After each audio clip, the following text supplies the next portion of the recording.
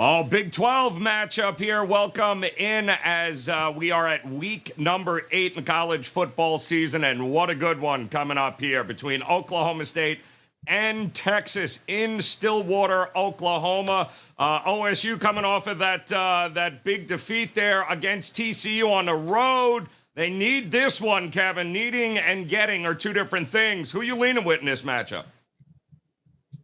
Well, we've seen this line tick up from opener, Joe, on the Texas side of the play, and I'm in full agreement with that move as well. I made this game closer to 8 points on my power rankings. I believe this is a good spot for the Longhorns as well. You know, catching Oak State coming off that double overtime loss last weekend against TCU, and you know, it was the manner of that defeat as well. Absolutely, you know, I wouldn't say cruising, but they were comfortably ahead, obviously, late on, you know, tacked on those 2 field goals to finish off the third quarter, 30-16 heading into the fourth. And, you know, TCU drive it home for 2 touchdowns to close out the regular clock and, you know, then take the win in overtime to hand. You know, we said this in the Penn State breakdown, their first loss of the season, which is so important. So, you know, that's going to be a tough one to take for the Cowboys ahead of this one. I think it is a rough spot for them here on Saturday. You know, taking on a Texas team on a bit of a roll right now as well. And it's a spot they haven't particularly done well in either previously. You know, Texas have covered 5 of the last 7 head-to-heads against Oak State in this venue. So, you know, Texas is rolling right now, as we said, back-to-back wins in the Big 12. They absolutely demolished Oklahoma, obviously, 49-0 in the Red River rivalry game a couple of weeks ago. Can you still call it that? I don't know. They hung the second biggest points tally of the season on the Iowa State Cyclones defense last week as well. And the Longhorns are one of only 7 teams to rank top 20 nationally from the Power 5 conferences in both score and offense and score and defense this year. So this Texas team is for real. I think Oak State comes out a little flat here as a result of last week's game as well. And, you know, with anything up to a touchdown, Texas will be the way I'd be looking to play this one on Saturday in Stillwater. You know, Merril, it pains me to have to agree here with Kevin, but the word is injury concerns up and down that roster. Big issue for Oklahoma State. Do you agree with the line move, though?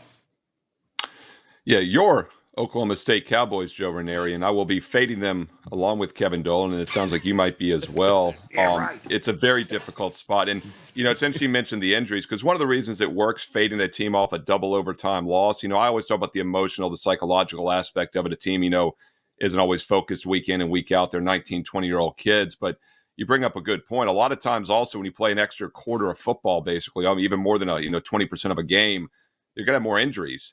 And on the other side of the equation, when you're winning fairly easily for several weeks, like Texas did against West Virginia and Oklahoma, you're not going to get as banged up because your starters are playing less, the backups are in there. So that's another reason why momentum works with teams that are playing well and teams off tough losses. You know, overtime games often struggle.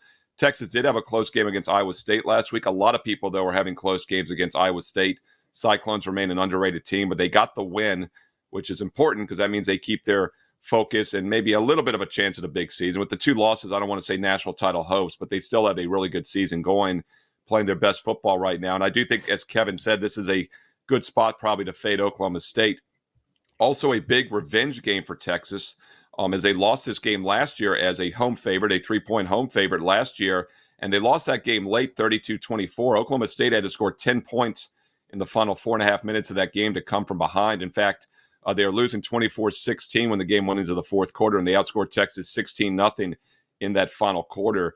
So revenge spot for Texas, legitimate revenge spot here. Also a focus spot and a tough spot for Oklahoma State. Now, this game is a home game. I would like it better probably if it was on the road, but still, double OT loss for Oklahoma State. I had a free play on TCU -4 at wagertalk.com. Had they kicked the extra point in overtime like they do in the NFL, even though the game was over, would have been a push.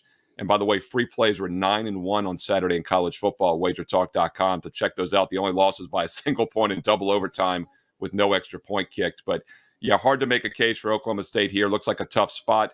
And I will talk more about this game on my Friday night college football top 25 video because Oklahoma State did fall several spots to number 16. Actually, number 11. Only fell 3 spots to number 11, but Texas has bumped up 2 spots to number 20. Interesting situation here. We have the higher rated team at home as almost a touchdown dog. I think that tells you something. Also, the odds makers know who the better team is in this one, and it's Texas. Yep, absolutely bonkers is what it's going to be here, guys. Should be a great one, though, but So are the cards for both Kevin Dolan and Steve Merril. All you have to do is head over to wagertalk.com. Never miss a play this week. Make sure you visit Kevin Dolan, Steve Merril over on their pages at wagertalk.com. And again, those 3-day, 7-day, 30-day all-access packages, guys, are the way to go. Never miss a beat. Week 8 of the college football season.